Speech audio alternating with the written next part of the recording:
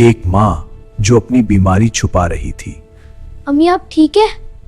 हाँ बेटा, लेकिन हकीकत कुछ और थी और इलाज जरूरी है। बेटा टूट गया।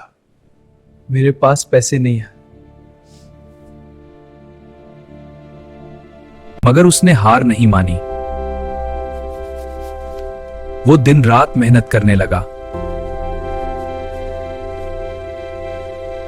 माँ सब समझ रही थी।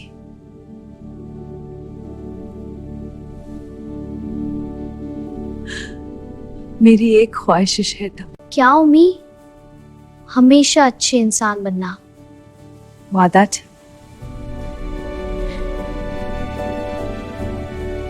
आखिरकार वो दिन आ गया।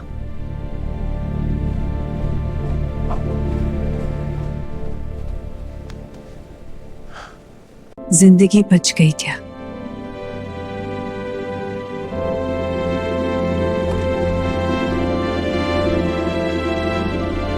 ये सिर्फ पैसे नहीं थे, ये मोहब्बत थी।